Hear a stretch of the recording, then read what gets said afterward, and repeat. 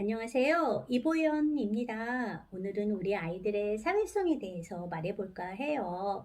인간은 사회적 동물이기 때문에 자신이 속한 집단에서 잘 소속되고 적응하는 게 무엇보다 중요하죠.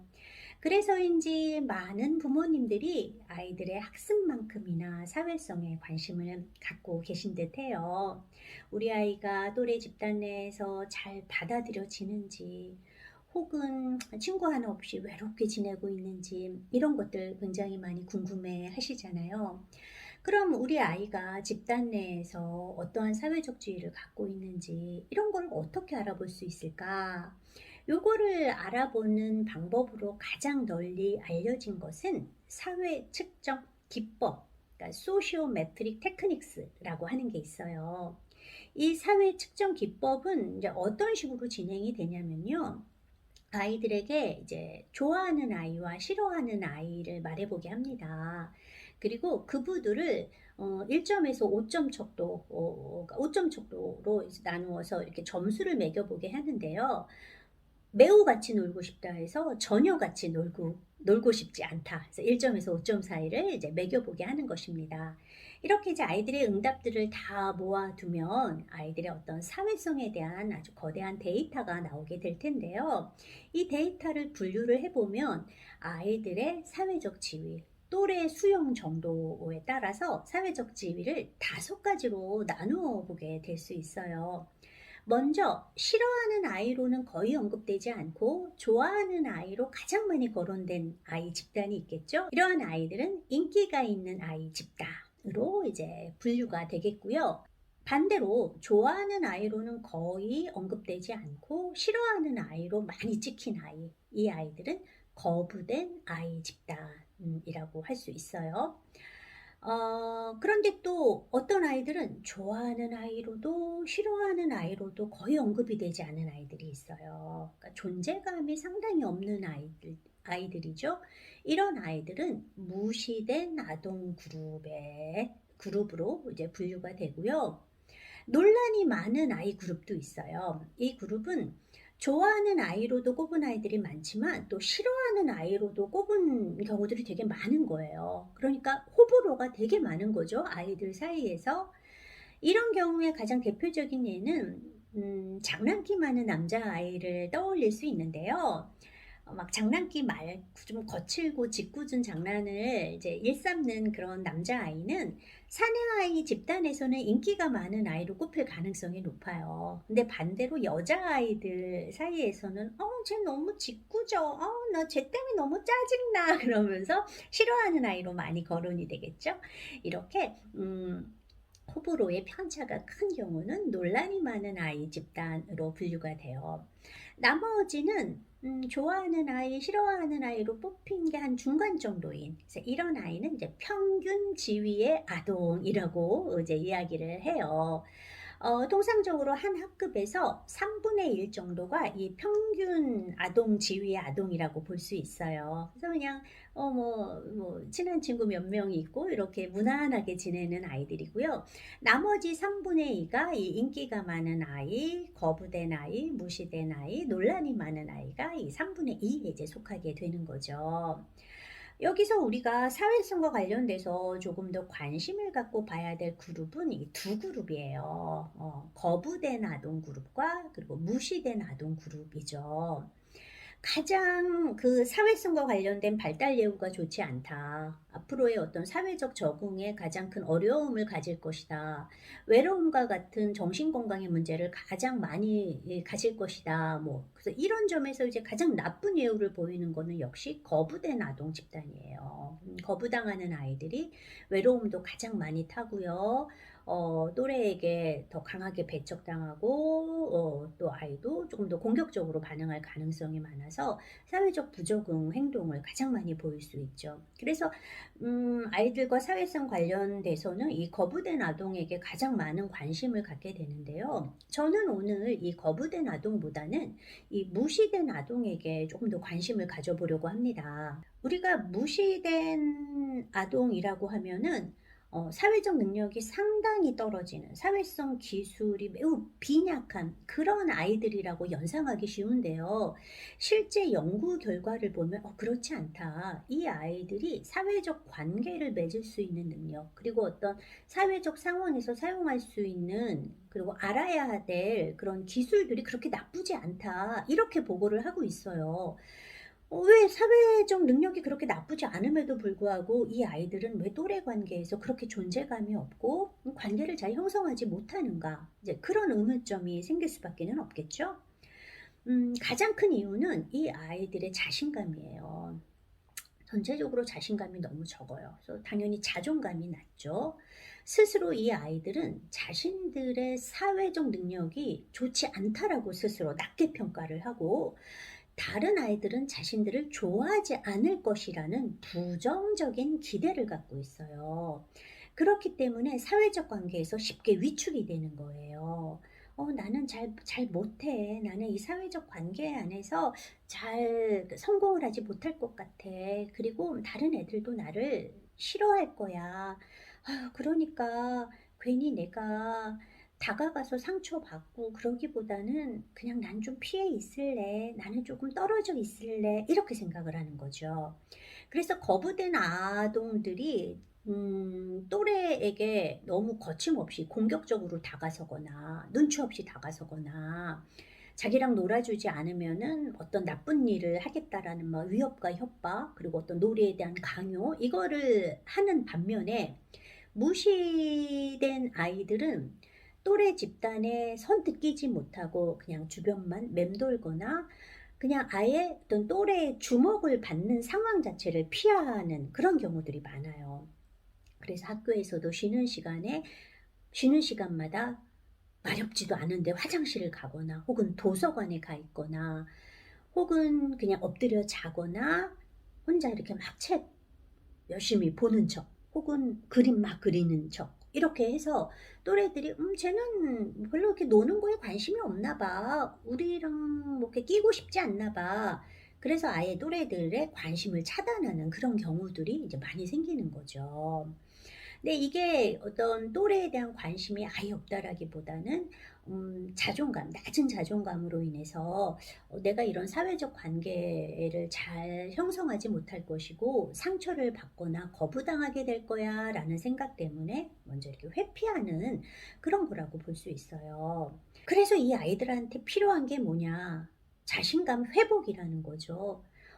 나 좀 할 수 있어. 나 또래 애들에게 좀 거부당하지 않는 것 같아. 나도 뭔가 이런 관계를 잘 형성할 수 있어. 나 사회적 능력 조금 괜찮은 사람이야. 이런 자신감을 회복시키는 게 필요해요. 그런데 많은 무시당하는 아이들이 기질적으로 조금 더 소극적인 성향을 갖고 있기 때문에 또래 집단에서 스스로 뭔가 먼저 관계를 시도하는 거, 요게 잘 안 되거든요. 성인 같은 경우에는 어떤 모임이 있을 때, 낯선 곳에 갔을 때 이렇게 좀 수줍어서 이렇게 소극적으로 이렇게 그냥 구석에 이렇게 있으면 저쪽에서 조금 더 외향적인 성향을 가진 사람이나 조금 더 이탈심이 많은 사람들이 와서 말을 걸어주거나 좀 관계를 먼저 좀 형성을 해줘요. 그런데 유학이나 초등학교 시기에는 그런 일들이 별로 없어요. 그러니까 자기가 먼저 집단에 이렇게 좀 다가가거나 끼거나 내가 관계를 형성하고 싶다라는 사인을 주지 않으면은 관심을 별로 주지 않거든요. 그래서 먼저 조금 더 이렇게 다가가야 하는데 이렇게 자신감이 없고 소극적인 성향을 가진 아이는 그냥 최대치가 그냥 그 주변에 머무는 거, 그냥 조금 맴도는 거, 이렇게 지켜보는 거. 그런데 유아나 초등 저학년 아이들은 뭐 지켜본다고 해서 뭐 같이 놀래? 뭐 이런 거 없거든요. 그래서 자기가 이렇게 지켜봤는데도 아무도 자기한테 관심을 가져주지 않는 일이 반복이 되다 보면 아이는 애들은 날 싫어해. 나는 안 되나 봐. 그러면서 이제 빠져들게 그냥 빠져나가게 되는 거거든요.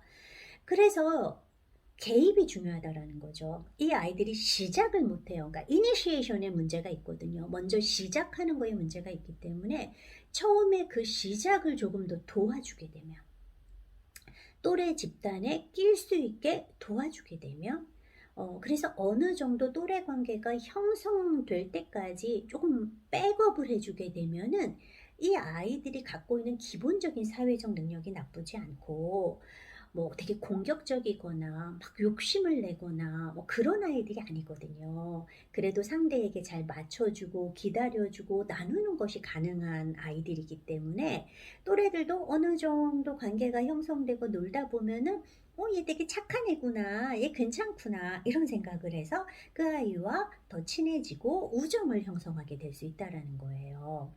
그래서 이 무시된 아동들은 거부된 아동들보다도 사실은 적절한 개입이 들어가게 되면 훨씬 빠른 시간 내에 회복할 수 있는 그런 능력을 갖고 있다라고 보는 거죠. 그래서 만일 이 아이가 좋은 선생님과 그리고 조금 더 따뜻하고 이 아이에게 관심을 보다 적극적으로 보여주는 또래를 만나게 된다면은 굉장히 달라진 모습을 보여줄 수 있어요. 1 학년 때는 그냥 저기서 이렇게 꽂아 놓은 보릿자루처럼 그냥 저기서 찌그러져서 그냥 존재감 없이 있던 아이가 2 학년이 되어서 사실 좋은 선생님을 만나서 선생님이 얘랑 맞을 만한 친구를 짝으로 만들어 주고 조금 더 관심을 보여주고 또 부모님도 그 짝과 더 자주 어울릴 수 있는 사적인 경험 활동 같은 것들을 많이 보여주게 되면 아이는 2 학년 때는 1 학년 때와는 전혀 다른 모습에 굉장히 활발하고 친구들과 잘 지내는 그런 아이로 변해 있는 모습을 볼 수도 있다라는 거거든요.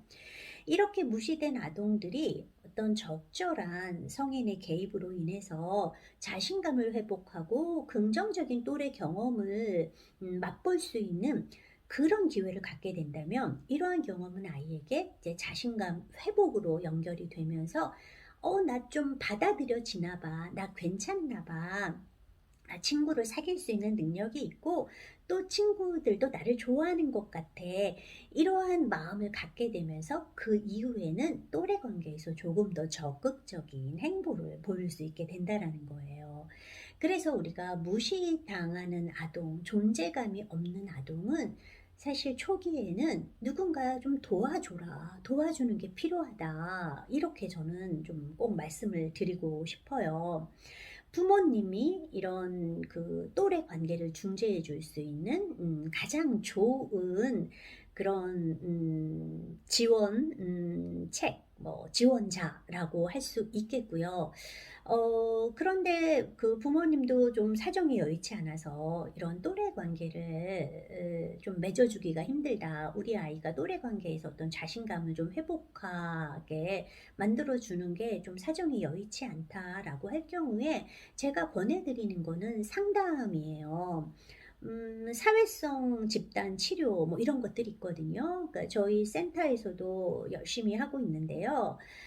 요런 무시된 아동들 같은 경우에는 개별적인 놀이 치료로 조금 더 상호작용하는 부분들을 좀 더 원활하게 하고 자신감을 어느 정도 회복시킨 후에 이 아이와 잘 맞는 친구들과 함께 그룹을 경험시키게 되면은 아이들이 정말 사회성 부분에 있어서 그 변화를 아주 크게 보이는 것을 발견할 수 있게 됩니다.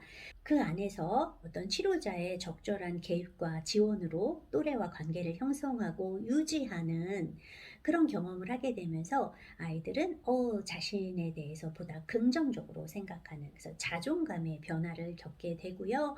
이런 부분들이 실제 행동 변화로도 이어지게 됩니다.